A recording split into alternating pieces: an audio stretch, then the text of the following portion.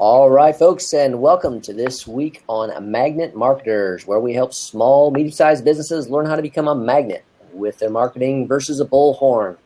We are your hosts. I am Mike Gingrich, president of web agency Digital Hill, co-founder of TabSite, and a nonprofit, I Give Global, where I help those with great potential but limited need around the world. My brilliant and lovely co-host is Jessica Phillips. And Jessica is president of the Relationship Marketing System. Check it out online. And Now Marketing Group, an online marketing agency, helps clients build repeat and referral business with their ideal audience using the web and social media. Today, we have a special guest with us, Brian Carter. Brian, welcome to you. Thanks, guys. How you doing? Doing well. Many of you know or have heard of Brian. He's the #1 best-selling author of The Like Economy, LinkedIn for Business, Facebook Marketing, and the Cowbell Principle. I think Cowbell is your most recent one. Is that correct? That's true. That's right. Right. I'm trying to hold off. You know, I'm almost like an addict. Like, let's write another book. I'm trying to restrain myself. Okay. We can't handle all that awesomeness. We need breaks in between before you do another. Otherwise, it'd be like, this is Brian. He has 78 books. Welcome, Brian. Yep. See, Brian has 18 years of business success with the Carter Group, and I mean, he started that when he was 5 years old. So, right. A boutique agency with world-class expertise using digital and social marketing to boost profits for growth-minded businesses. The Carter Group implements innovative ideas to get extraordinary results. And Brian, you're a keynote speaker, developing many marketing programs, including top 50 companies, Fortune 500, and the like. So we're pleased and privileged to have you with us today. Well, I'm glad to be here. Yeah. Although, Brian, I think one of my favorite things about you is your comedy. You know, thanks. Your comedic side. Yeah. I will never forget the presentation that you did at Social Media Marketing World, adding the humor to social media and lots of bacon slides. Yep. So Yep. hence our topic today, how bacon can get you 10-cent leads and 2,200% ROI on Facebook ads. It cut me off a little bit. You're on the blab title, but that's what we're diving into is Facebook ads. You've found kind of a way of mastering this a little bit and even dived in. Is mastering strong word? You kind of I've got processes that help you get there. Yes. You know, because it's different for every company and it's different for every business, every campaign. You know, and people respond differently. Even if you get the same company, you got a new product, people are going to respond differently to it. So you need a repeatable process, right? Right. So that's what I've got. Yeah. No, and it's great. Looking at what you have so far. So I'm hoping you can help all of us that are, diving into Facebook ads and answer some questions for us and the group today on kind of some of the things you've learned along the way and what your process looks like. Cool. Awesome. Excellent. All right. So you guys ready to dive in? Yep. Let's do it. Jessica, fire away with your first question for Brian on Facebook here. Sure. So first, how do you feel like Facebook plays a role when it comes to advertising? I mean, before some people are saying, oh, it's just organic, and you can just, post this good content, pictures of bacon, and you're going to win. Like, why Facebook ads first and foremost? Well, number one, so there was a thing they called Reachpocalypse, right? 2012-ish. I would say fan marketing without ads on Facebook is dead and has been for at least 3 years. The latest research I saw is that if you're not using Facebook ads, you got a Facebook page and you post, you're going to reach on average 2.6% of your fans, right? 2.6%. You can't rely on it. And really, it's no different. You go over to Instagram, you go to Snapchat, you're not using ads. You're banking on the idea that your post is going to be so amazing and brilliant and interesting that people are going to share it.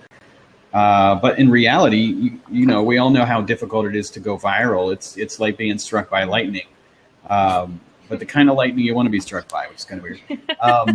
But it's hard. How often can you be that brilliant? Not very often. It's not reliable. But ads can get you a reliable amount of reach. There are so many other things that are very, very cool about Facebook ads. The Facebook ad platform. When I speak, I say I think it's the most powerful marketing tool the human race has ever had at its fingertips. and I don't think I'm exaggerating. I think Google ads and Facebook ads work hand in hand. They have strengths and weaknesses, and are the two best marketing platforms out there online. Wait, did you just say Facebook and what? Google. Okay. All right. Yep. Yes, and I mean, so is it only pay to play? Would you say that strongly, or is there a mix that needs to take place for businesses? Well, let me put it this way: like you can post on your page and get some organic reach, right? And if you're posting the kind of things your audience likes, you're going to get some free reach. And if you post the kind of things people share, you'll get some free reach from that as well. So you're definitely going to earn some free reach. That's great. And you should be getting some of that if you're doing the right things. That's a good indicator, right? You can look at your engagement rate, what percentage of people who saw the post interact with it, and all that. And if you're doing that well, then the good news is Facebook ads are more affordable for you, because the ads people interact with the most are the least expensive. Like basically Facebook makes your ads cheaper if people like the ads. So that helps you get on the right track. The problem with not going with ads is that you're not targeting. Like, how are you sure that you're reaching your actual buyers, right? So, and a lot of people, they're like, oh, I get it, engagement, cool. I'm going to put engaging stuff out there, and they get engagement, but maybe the stuff they're getting engagement around has nothing to do with what they sell. So they kind of got the engagement thing, but they didn't figure out. To me, the holy grail is figure out how to engage people around what you sell. Figure out how to get people to like something that also makes them want to buy what you have and buy it from you, right? So if you can get all those things to happen in your post and your ad at one time, get all those to line up, then you're going to be able to sell on social media. And that's what business owners and marketers have been screaming for a long time. Like, show me the ROI of social media. And now this is kind of aligned where you can do that. You can have the best of both worlds. You can use it for relationship building and the in-between stuff, but you can also have now a formula to show here is the direct alignment between your social media marketing and money. Right. We're all going for. Right. And you can't make everybody happy, because I could talk all day long about ROI, and there are brands out there who can't track ROI, that's not their goal. Right. Mm-hmm. So, and I could go talk about those case studies, and then someone would be like, where's the ROI? And I'm like, well, sorry. Okay. Here's everything. We can reach all these different goals. Whatever your business goal is, we can reach whoever you're targeting. The targeting is phenomenal. We can get you there. So yeah, we've got a ton. Just for clarification, because some of our audience is small, mid-sized companies today that we get here. So explain the different types of Facebook advertising first and foremost as we dive in. Okay. Well, so most people know about boosting, because basically I think what happened was Facebook created Facebook Ad Manager. People weren't using it. So they're like, well, how do we get people to use it? Let's put this boost button on posts. And so then people saw, oh, I can boost the post. Cool. But some people, that's all they know that exists. And the problem is, Boost has gotten better over the years. You didn't used to even be able to do interest targeting. You used to only be able to reach your fans with it. But it's gotten better, but there are some problems with it. Like, number one, if you look at how many people you reach for $5 compared to how many you reach for $100, you reach a lot less people the more you spend. So it's not as efficient as running ads in Ad Manager or Power Editor. The other thing is that it's only one type of ad, and there are 10 types of Facebook ads, right? So every ad has a goal. You can get a boost where you get likes, comments, and shares. You can get website traffic. You can get conversions like leads or sales, video views, event views, app installs, event signups. Yeah, and so there's like 10 of these goals. Mm-hmm. Every single one of those ads, when you choose that ad objective, Facebook says, okay, you want to target these people, like you target 1 million people, however you target them. They say, oh, okay, you want to target these people for video views? We're going to show it to this subset of people in that 1 million who really like to watch videos. Okay. Right.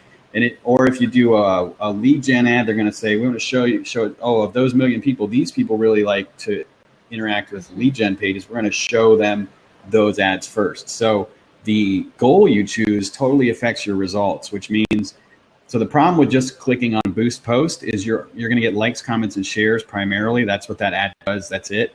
If you do get some clicks, like you put a link in that post and they click over to your website, they're going to be relatively expensive clicks. If your goal is to get clicks or leads or sales on your website, you need to choose a different type of ad, and you can't do that from the clicking boost. You got to go into the Facebook ad manager. So you got to grow up, leave kindergarten, get into like grade school with Facebook ad manager. You know, Facebook Power Editor is grad school, and it allows you to do a few more things that you can't do with ad manager. But so I tell people, start in ad manager, get used to it. You know, Power Editor, not everybody needs it. Some people are a little freaked out by it. So, but yeah, it can be a little overwhelming. Yep.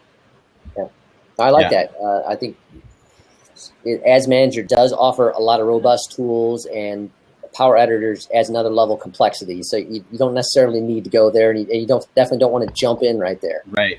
I mean, I'll tell you what I do use Power Editor for is like when you get a sophisticated campaign going and you realize there's a lot of ways I can target my customers. So maybe I've got 5 to 10 different ways I want to target people. Those are all different targeting audiences. So I got 5 to 10 of those. And then I've got, I want to show them videos. I want to show them posts. I want to get them to go to my site and do something. Well, that's 3 different types of ads. Okay, so I've created those, and I want to show them to all 10 different audiences. What do I want to create new ads? I got to do a lot of duplication, a lot of cloning of ads. Power Editor does that really quickly. Once you've got all that set up and you're trying to create new ads, it can be faster to create the new ones with Power Editor. Okay. Right. Yeah. Excellent. But I like that you don't have to go there. You know, you don't have to go there. I mean, as you stated, where I think that's the intimidating portion for a lot of companies. They think they have to jump straight to Power Editor, where you don't necessarily have to. But you want more options and more tracking and simplicity once you learn it. To create duplicate ads. Let me give you a little disclaimer, because there's a lot of voices out there about Facebook right now, and I want to just give people a warning. When someone makes a recommendation about what you should do in Facebook, just ask yourself, are they getting paid for you to do that, right? So if someone's selling you a course about Facebook lead ads or a course on Facebook Power Editor, it's in their interest to tell you you need it, okay? Or if someone's selling you software that's required to do Facebook lead ads, which is only one way to get leads with Facebook, and what's not, in our experience, the best way, we find that website conversion ads actually do better than the new lead ads. Just don't, because we've tested these things, and I'm like, why are these people promoting these things like they're the best thing since sliced bread? They're getting paid. People are paying them for the tools. People are paying them for the courses. Okay. A little incentive. That makes sense. that makes sense. So that's why I love, I get to be a little more objective in what I do. Conflict of interests can be bad for informing people. Yeah.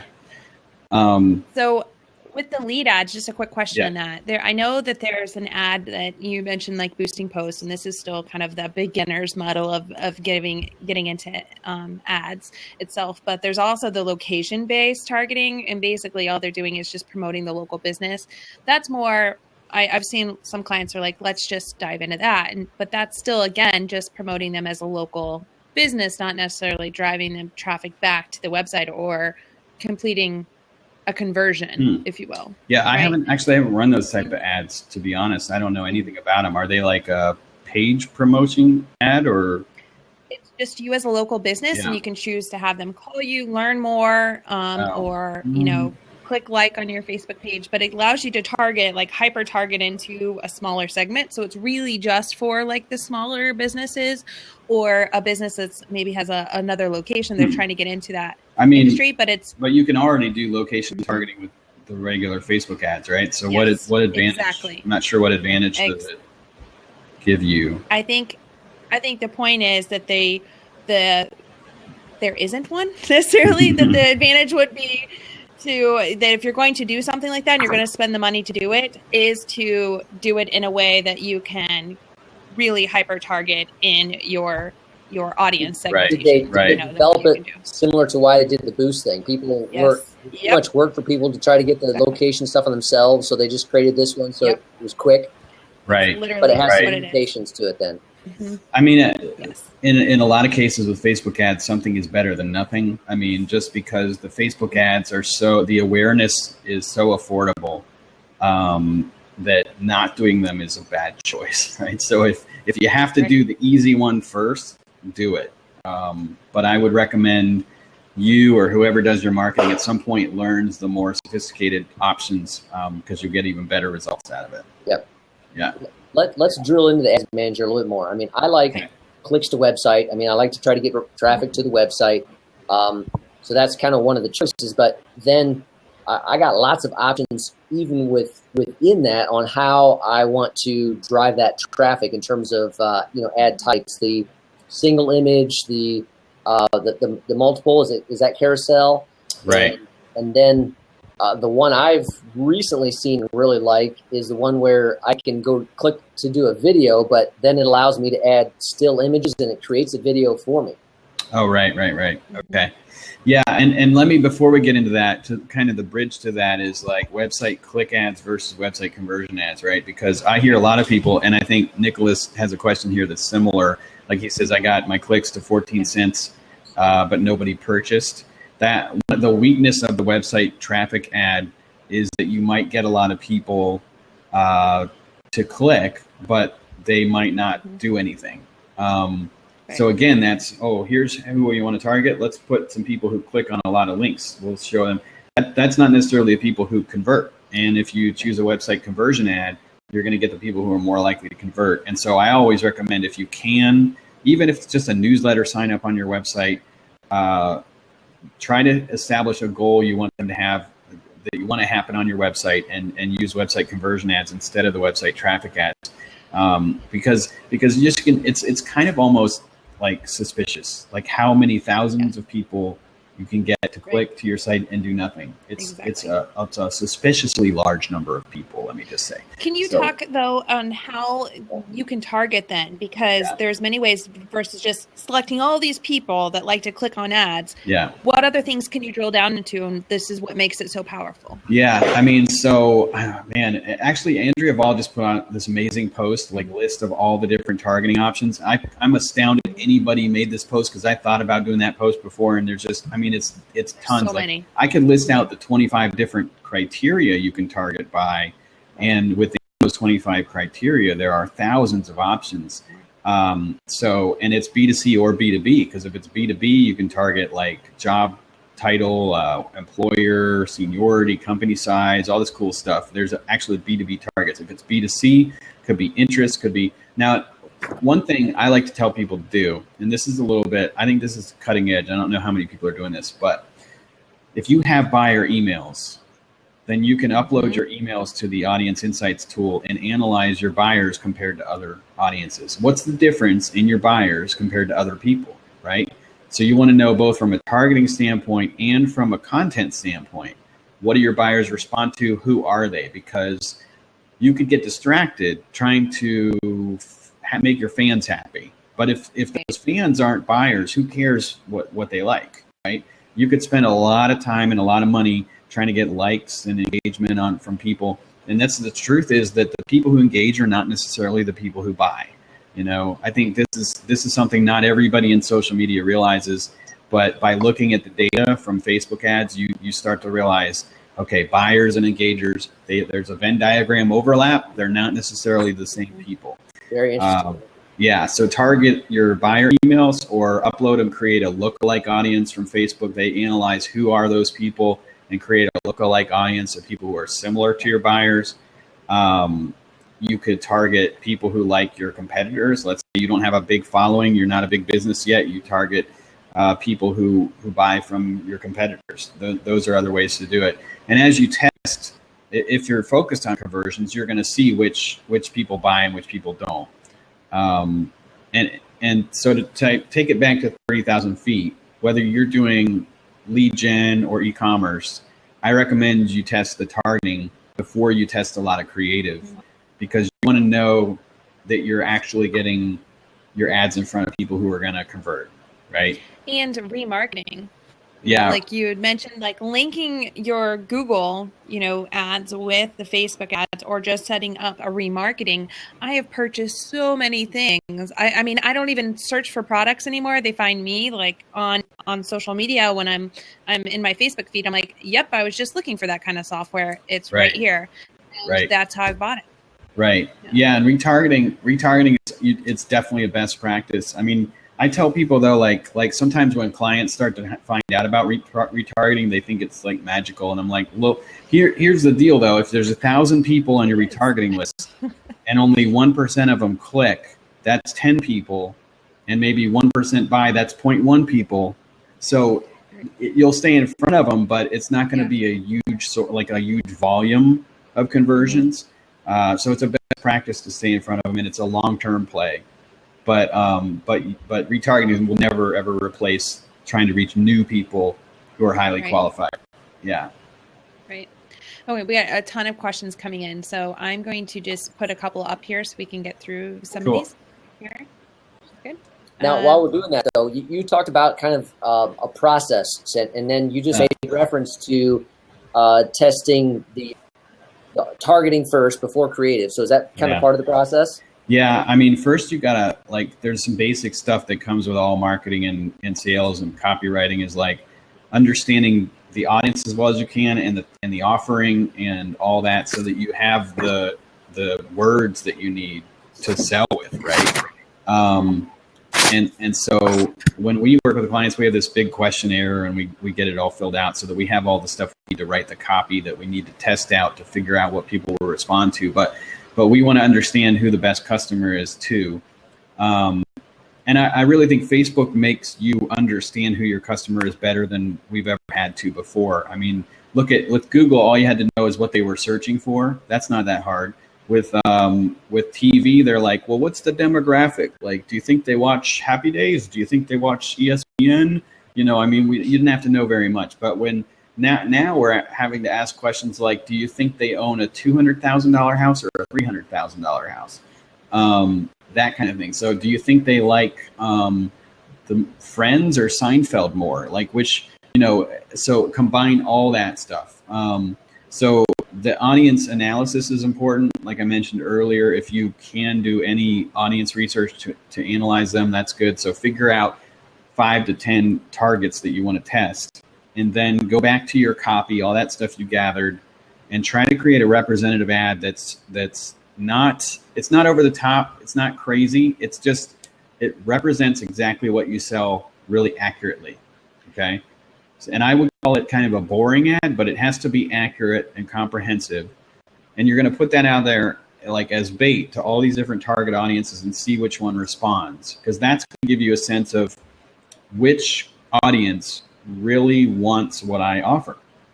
I didn't have to dress it up. I didn't have to give them, 500% off. I didn't have to, put hot girls in the ads. I didn't have to do anything, right? I just told them what I wanted. These people want it. Okay, awesome. Now I know who to focus on, and then I can go crazy with my creative and really drive down the cost per sale and all that other stuff. That's, to me, that makes more sense than starting with creative first, because there are so many options for what you can test with Facebook. You can easily over-test.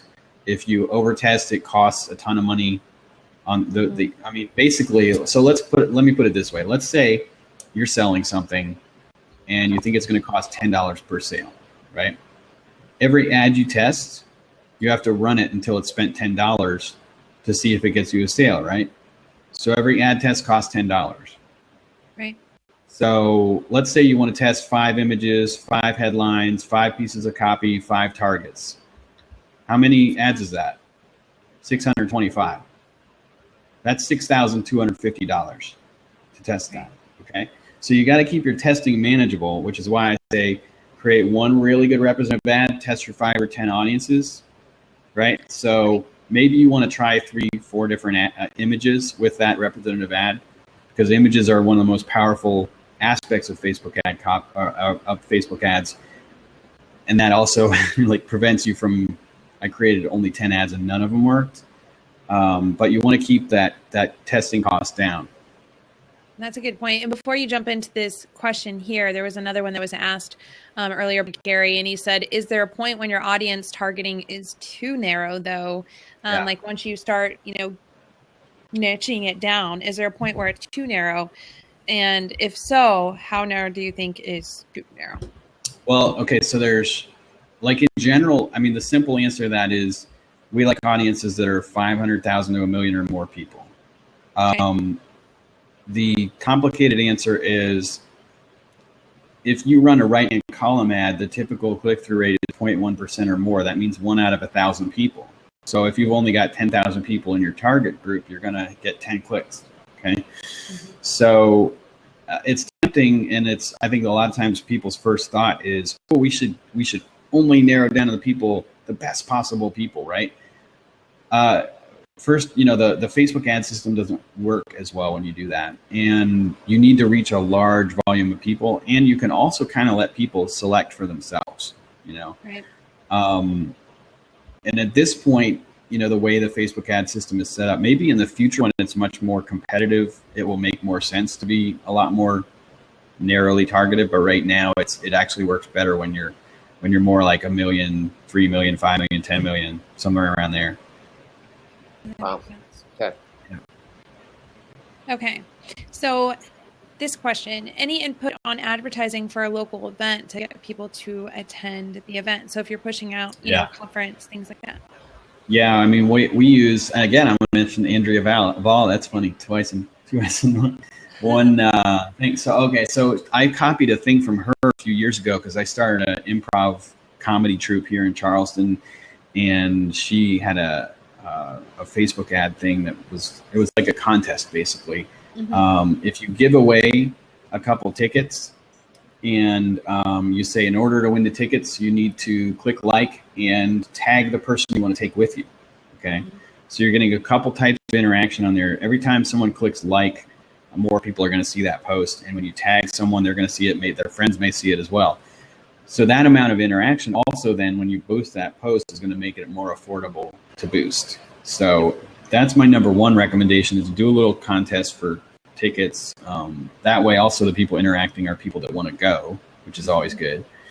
That's the number one thing. And so you can also run ads that are specifically event promotion ads for Facebook events, and you can run this boosting post type of ad. I honestly think that we've had more success with the boosted post one. But that doesn't mean we don't still run them, because we can't really track it. We don't really know when people show up. We don't know, we don't go around and ask them all their names and we're like, did you look at the event? Did you look at we don't know. So we run them both.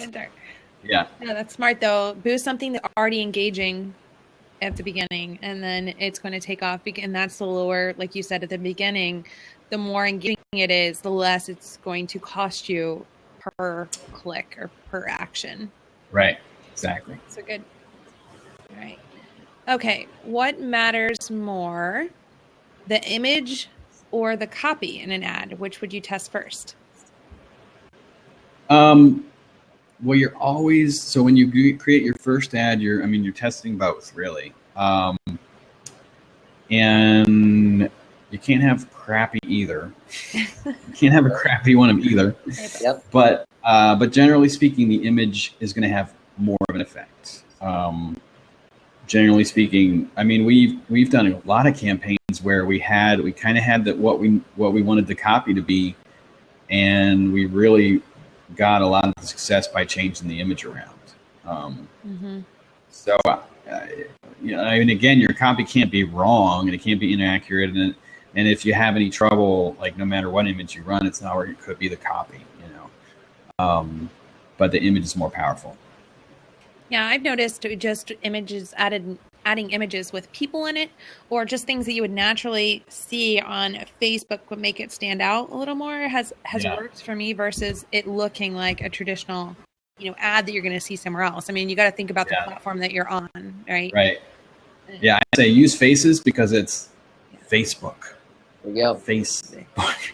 Yeah, people like faces, and I mean, when you look at those studies of people, like people's eyes looking at ads, people's eyes look at people's faces, because that's how we do that in life. We are always looking at people's faces to try and understand what are they feeling? What are they thinking?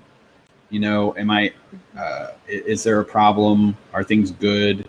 Etc. So we're always trying to read faces. They grab attention. Think faces because of Facebook. Yep. There you go. Yep. Well, now, and as well, I mean, there's that text rule limit, that squash people. Mm-hmm. Yeah, the 20% text rule, which I wish they had not named that because it confuses people. Because if you're thinking that's in terms of pixels, that's not what they meant. Mm-hmm. It's, put the 5x5 grid, so you've got 25 boxes over your picture, and if the text is in more than 5 boxes, that's 20% of the boxes. Okay, right? That's the 20% text rule. But the easy way, and this is one of the reasons why, sorry if you use a Mac or you don't like Microsoft, but I like PowerPoint because I can create a 5x5 grid really easily and just use the bottom or top row to put my caption in, and I'm done. It takes me like 10 seconds. Very efficient. And for memes, if you're going to use memes, you can't, unfortunately, a lot of memes have a top line and a bottom line. You're going to have to put it all on I like to use the bottom line. I still use that impact font, with the huge border. I don't know why that is like the thing, but that's what works. Okay. Good. Now let's go back to that question again of single image, the carousel image, or the image that turn into a video. It's weird, like it's one of those like shiny object things. Like Facebook will come out with these new features, and everybody's like, cool, we got to try this. And we're always like, more often than not, we try it and it doesn't work as good as the old thing. And carousel was the same thing. The other thing that's not fun about carousel is that if it optimizes which one gets shown first and you don't know which one that is, it's a little hard to control it. It's like driving an automatic instead of a stick shift. But generally speaking, we've found in our tests that the carousel doesn't work as well as using just a single image. And from a scientific standpoint, I'd rather know exactly what that image is and exactly what the effect is on my audience, so I have clear stats and I can control it, You said carousel. What was the other one? The newer one is the canvas, and that's got a lot more variables in it. I don't think I created one. I think that the effects they have in it are a little wanky so far. I mean, like one of them was just like you can tilt your phone sideways and it moves a little bit. I mean, that's not that impressive. And I put it out there, and people were like, really? I was like, okay, it's not that good. Video was the last one. Video, just because video's getting good reach naturally, and then there's different types of video ads. Yeah. No, video is great. I mean, the thing that's, I mean, the first thing that comes to mind though is it's similar to post promotion. Like if your goal is to get somebody to go to your website or to convert, sometimes video gets in the way because you're going to show the video and Facebook's going to show it to people who want to watch video. They're going to watch the video, but not everybody's going to click. Unless you've designed your video to make people want to click, right? And you've got a really strong call to action and all that stuff. It's not like throwing up any video and not doing it very well. You're going to have very expensive clicks. That's the problem. But it's very good at getting people to see videos, and the targeting is way better than YouTube. I mean, we've run a lot of AdWords for a video over the years, and Facebook video ads are way better targeting. It's pretty cool. The other thing I would say is don't get too excited about the fact that it's only like 2 cents per video view, because a video view means three seconds. Okay, that's 3 seconds as a video view. So you need to make sure in your ad manager you're looking at all the columns, the metrics, so you can see how many people looked at it for 30 seconds, or what's the average duration of the video viewed. And when we get into video, there's a lot of bad video out there, right? A lot of people are like, hey, I created a video. That's a huge accomplishment. That's almost like saying, hey, I posted on Facebook. Well, that's not good enough.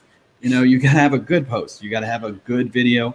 Right. I'm reading a book right now that's called Creating Videos That Don't Suck, which is pretty good.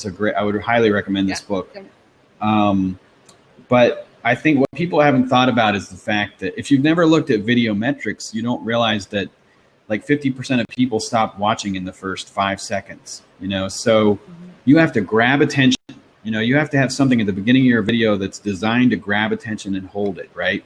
You have to have a reason for them to watch the whole video, right? Unless you're BuzzFeed and it's like, you know, Jewish people eat pizza for the first time or whatever, like BuzzFeed video it is, you know, like women like do things only guys normally do. Like if you don't have that type of video, people are going to watch all the way through. Yep. You have to design your video for retention and calls to action. And a lot of people don't do that. They're currently at the level of like, we have a video. That's their level of achievement. We made a video. They haven't gotten to the point where they've made good video that keeps people watching and gets them to take action. Have you seen Derek Helpburn, I think is his last name. I was looking up his last name, Social Triggers. Yeah, I'm aware of him. I haven't read that much of it. Yeah, I know he talks about videos and just kind of the key, well, he talks about all things social triggers, but he talks about different words that you can use in your videos and then just different tricks to, or tactics, I should say, on putting that in your video and in your copy in order to make people click and stay. And I highly recommend his stuff. I'm going to post his name in the link here. Teasers are good. The book is called, I think it's called, let me pull it up. But teasers in general are good. Like, hey, if you stay to the end of this video, I'm going to tell you about a way to get a free blank, you know, or you know, in this video, I'm going to show you exactly how to, you know, cut watermelon without cutting yourself or whatever. It's got to be better than that. You know what I'm saying? But you got to give a benefit. Or, you know, and if you tease them, it's better. I'm trying to pull up this book. Yeah, asking an engaging question and waiting till the end to answer it. That's Teasers, good. Cliffhangers, Pulp Fiction. And what was the name of the video or the book? I'm sorry about the videos. I'm looking it up. How to shoot video that doesn't suck. Like one of the biggest, like my biggest takeaways so far, I'm only about like halfway through this book, is, okay, have you ever seen... You ever, like, you're outside of a building and you see somebody must be watching TV because you see the level of light in the room keep changing? Yeah. How often does the level of light in the room keep changing when someone's watching TV? Do you know what I'm talking about? How it keeps it getting brighter, darker, brighter, darker. Right. Like in video, if you go watch TV and you'll realize there's like no shot is ever on for more than about 10 seconds. Right. Okay. A lot of times less than 5 seconds. Okay. But when we first start filming video, like this video right here, we're all just going to be continuously on video with no changes in shot for an hour, right? There's no, technically this is bad video. Technically this right here, but I mean, hopefully it's engaging enough information and it's a good interview, right? But if you want to make it like an MTV video or a movie, like the shot would have to change. Like I would have to have 5 camera angles, you know, like, Yep. So yeah, you got to think about things like that.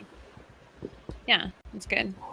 All right. Another question is ad placement, because I mean we have a lot of options for where the ads go. You know, news feed, right sidebar, you know, all those kind of things. So mobile only, all those things. Yeah. Well, initially I run all of them, and the only one I might not run is Audience Network. Although sometimes it works the best. Rarely it works the best, but generally speaking, run it for every placement initially, and then see what works and what doesn't. You can run the reports, right? So often we'll see it varies. Like sometimes I was working on a campaign not long ago where it was a lead gen campaign, and for 35 to 44-year-old women, they responded well on Android phones. For 45 to 54-year-old women, they responded well on iPhones. Okay, so it can get that granular where you're combining demographics and placements and devices. And obviously those are both mobile only.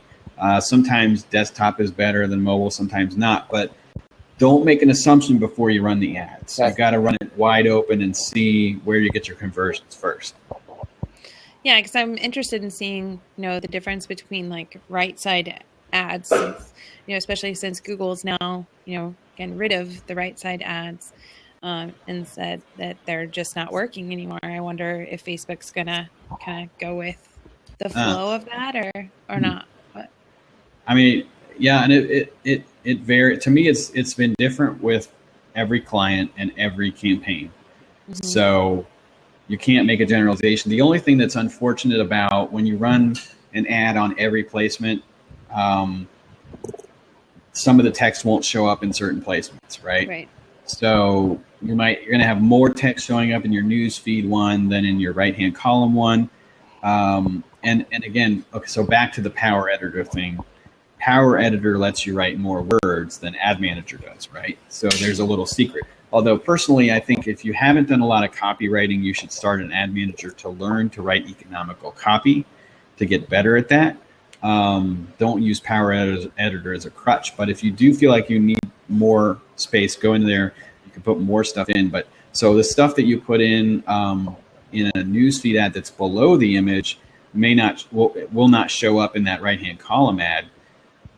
And then you can look at the results, and if the right-hand column ad worked and it didn't have that text, you go, maybe we didn't need that text. You could test the desktop ad without that text too. So you just have to be aware that not all of the stuff is going to show up. You know, they have different character limits for each ad placement.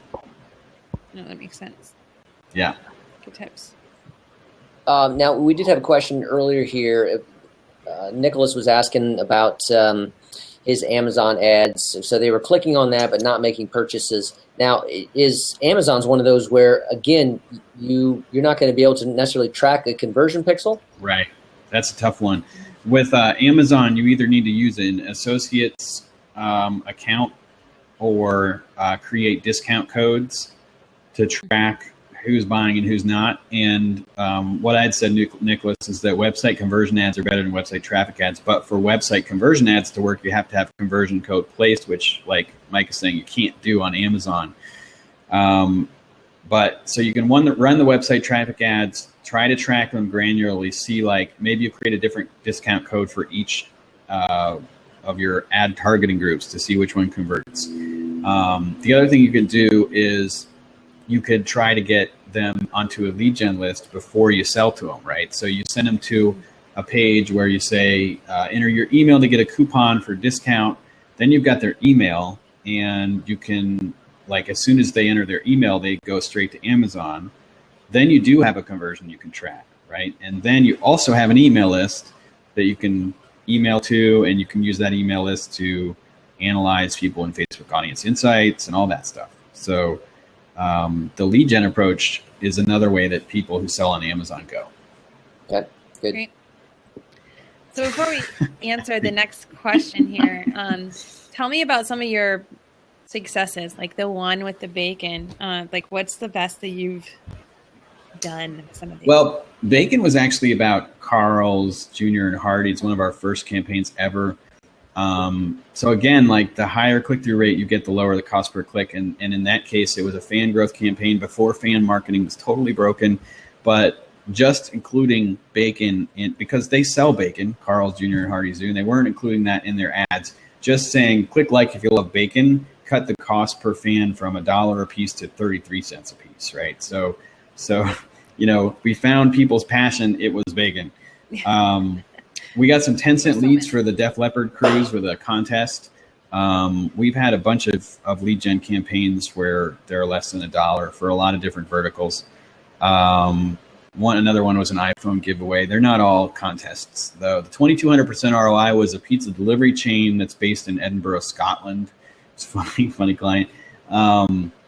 And so, yeah, basically every dollar they spend on Facebook, they're making $22 in revenue. And I mean, the lesson with that one was we created 160 ads to find all the ads that did that. And 76 of those 160 ads did not convert at all.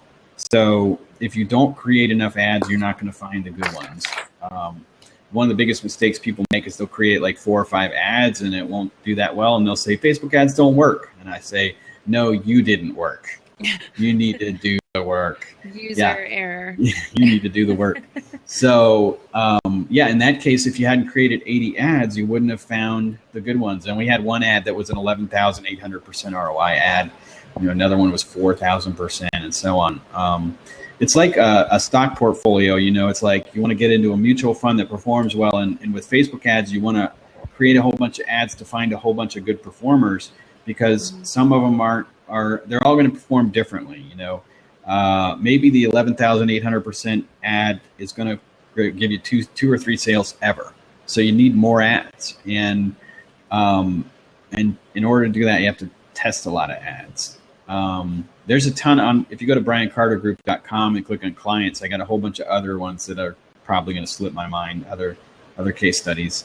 Yeah, and I was going to put in a couple of the links here, because I know you had a lot of those are great examples on there, but then also you have a training course that you've launched or just recently launched on how to run Facebook ads and make them successful. Yeah, and amazing.com. In fact, they have an interesting new model. They're kind of like Udemy, but I would say much higher quality, if I could say that. So they have a membership thing where you can say, I hope you guys are you guys in Udemy? You guys aren't teaching Udemy. I didn't mean to insult anybody. Yeah, that's where we run everything. No, I'm just kidding. We don't. I'm just kidding.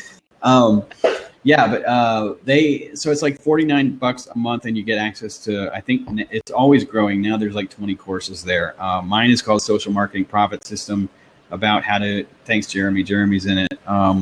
It's how to do Facebook marketing and posting and advertising. It's got a whole strategy section too, because people make a lot of mistakes, a lot of strategy mistakes. And I'm working on a new course too that's all about repeat customers and list building. That's going to be in that membership eventually too. Yeah. That's really Thanks cool. for letting me plug that. No, that's good. I was checking it out. So this is, you've been around had this up for 6 months or so? How long? Yeah. Oh, send them to my site first. I make more money that way. Okay. Don't go to amazing.com first. Go to my site. Go to briancartergroup.com. Let's just honest disclosure. Go to the website. Go to my site and make more money that way.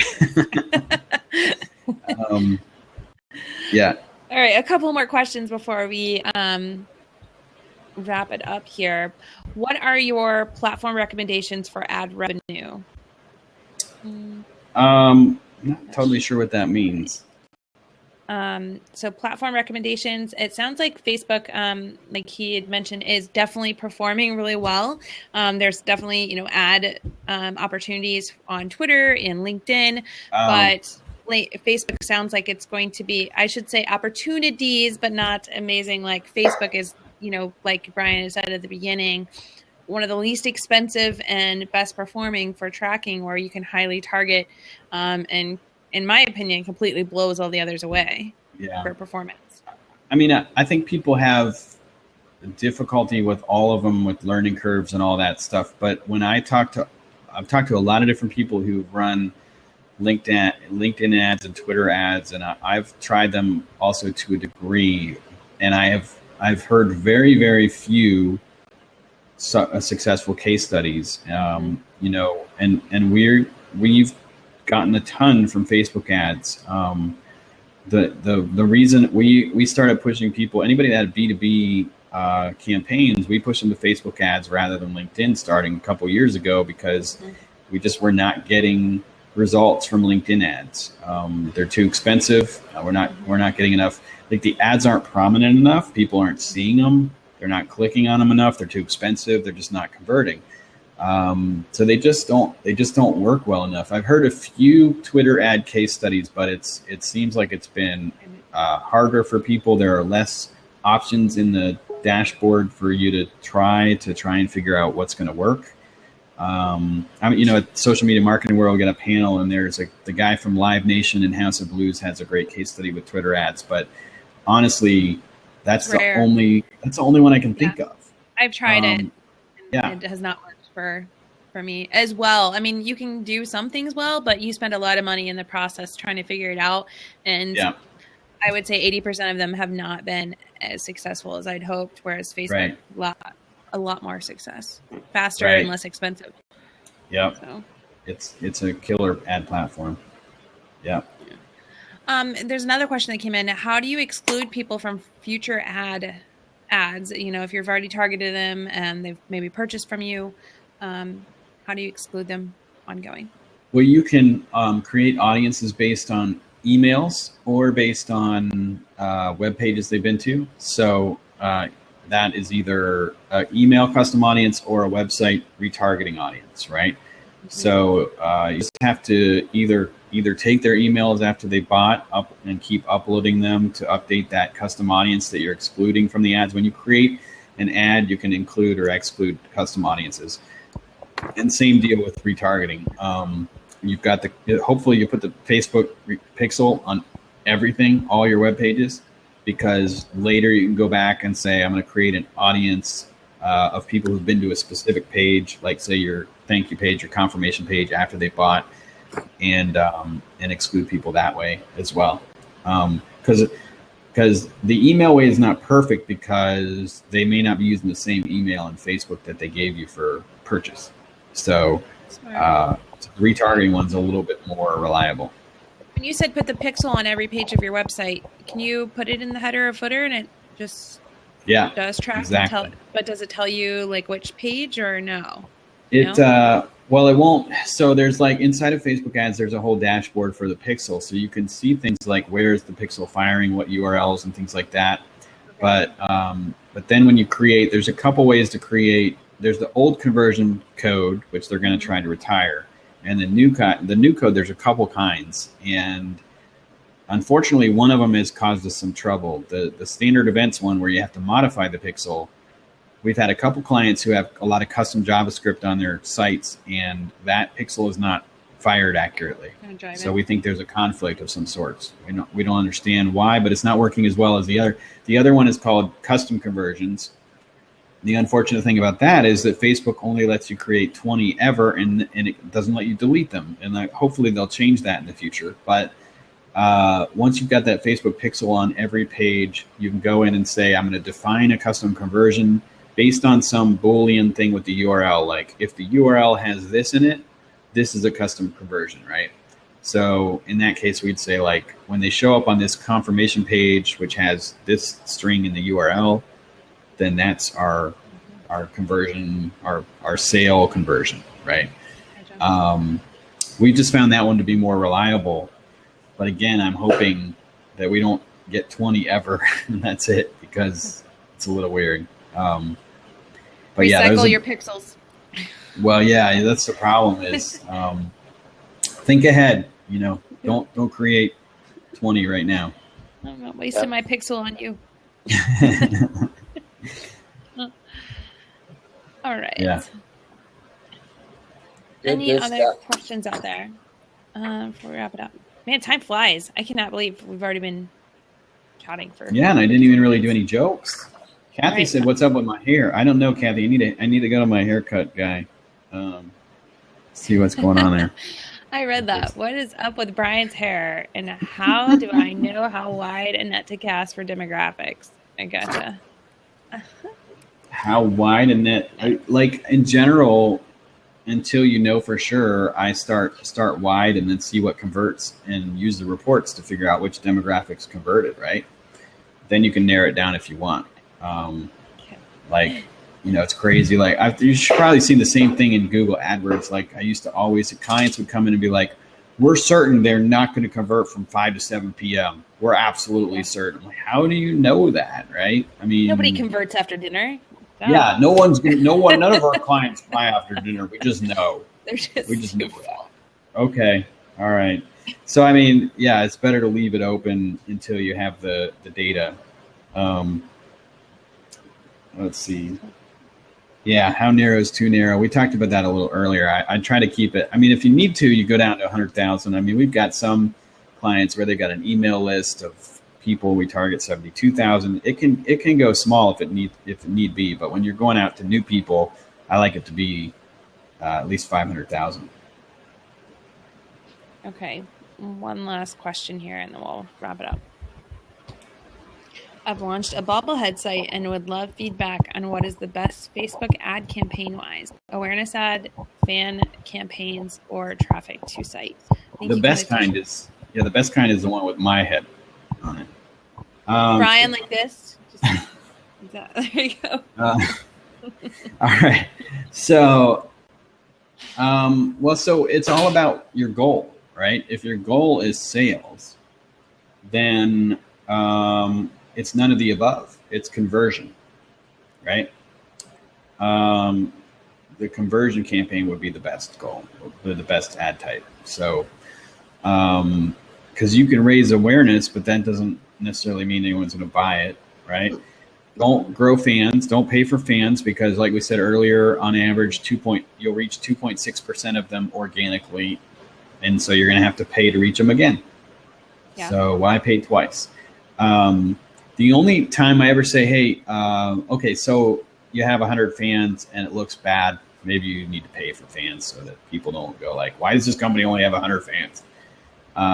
It's like reverse social proof. Like if McDonald's only had 1,000 fans, I'm pretty sure they would buy some fans. Because it's, they care about how it looks. But I would always try to go for conversions. And there's nothing wrong with having multiple campaigns where you're going for awareness and engagement and conversions, all at the same time. But ultimately, you probably want a profit. You probably don't want to pay Facebook a bunch of money and never get anything out of that. So think conversions. Good question.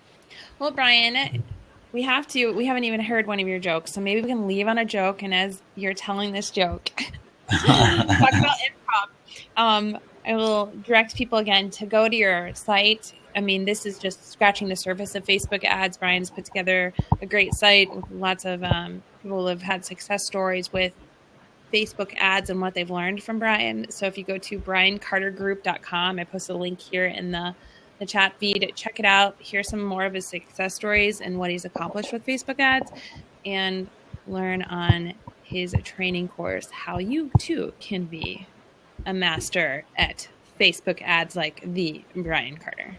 Yay. Awesome. Whoop, whoop. All right. So joke. All right. So I had a dog named Brad Pitt. He was so good looking, we had to name him Brad Pitt. But that made things weird in my house because now Brad Pitt's always hanging out with my wife. Brad Pitt's kissing my wife. Brad Pitt's sleeping with my wife. So I had Brad Pitt neutered. Yeah, which is, but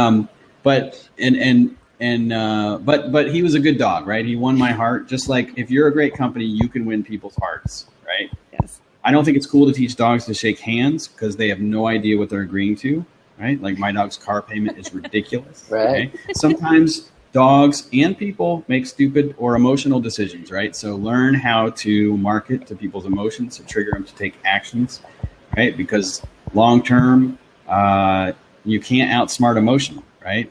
Like let's say for the guys, you're arguing with your wife or your girlfriend.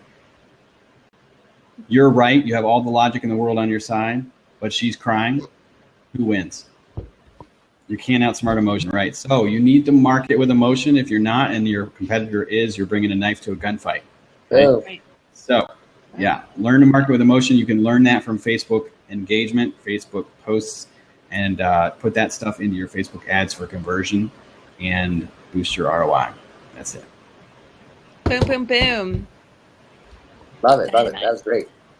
Awesome. All Thanks right. for having me, guys. Thank you. And thank you all for joining us today. If you caught the middle or started in the middle, there will be a replay. You can watch it from start to finish. Again, visit briancartergroup.com to learn more on how you too can achieve Facebook ad success. And just so you know, next week we will be back here on Blab every Tuesday at 4 p.m. for Magnet Marketers. And next week, Mike, you want to talk about our guest for next week? Yes, Liz Ajan is joining me to talk about social media management tools. And Liz is coming in from the Digital Matchbox Pro in London, England, and is going to be able to talk about how you can manage your social media, different platforms, what are some of the pros of each one. So it's going to look forward to a great discussion that way. That's right. And we are looking forward to hearing what she has to say. And I thank you all for joining us again this week on Magnet Marketers, where you can become a magnet with your marketing versus being a bullhorn. Thanks again, Brian. Thank you. Thank you, guys. All right. Bye.